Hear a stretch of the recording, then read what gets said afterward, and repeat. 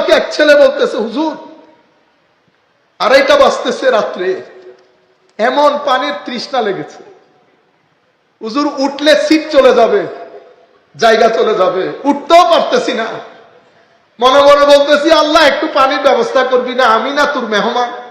তুই না বলেছিস হাজিরা তোর মেহমান? হুজুর এটা বলে আমি তো কোরআন শরীফ পড়তেছি, 5 মিনিট যায় 10 মিনিট যায়, আমি শুধু ডান বামে দেখি কোনো পরিচিত মানুষ দেখতেছি কিনা, উঠলে বলবো একটু পানি নিয়ে আসি।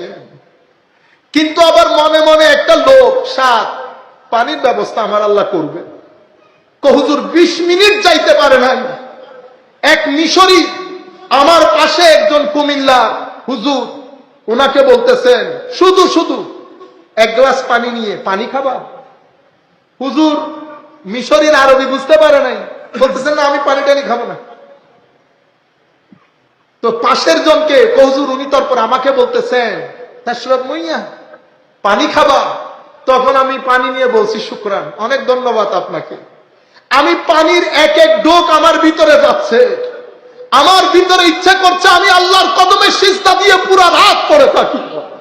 মাওলা, আমার মতো নাপাক নালায়েক নাখাওয়ান এক ব্যক্তির পানির পিপাসা তুমি আল্লাহ পূরণ করে দিলা। আল্লাহ সারা জিন্দেগি তো আমি তোমার সাথে একটু মায়া করলাম না মওলা। আমি আদা খাওয়ার পরে কেন যেন আমার মনে হলো আমার বাম পাশে এক আমেরিকান ভদ্রলোক আছে বাঙালি, আমি তাকেও জিজ্ঞেস করি পানি খাবে কিনা। হুজুর তাকেও অর্ধেক দিলাম, সে পানি খাইতেছে আর তার চোখ দিয়ে পানি পড়তেছে। আমি জিজ্ঞেস করলাম কাঁদতেছেন কেন? অনেকক্ষণ ধরে পানির পিপাসা লেগেছে, চাচ্ছি আল্লাহ পানির কোনো ব্যবস্থা করে কিনা। হুজুর পানি অর্ধেক দিলেন।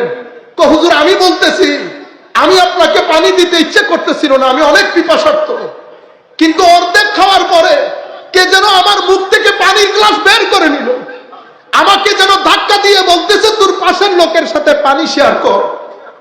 আমাকে তখন বলতেছে হুজুর এগুলা কি জিনিস? আমি বললাম এটা আমার আল্লাহর সুন্নাত।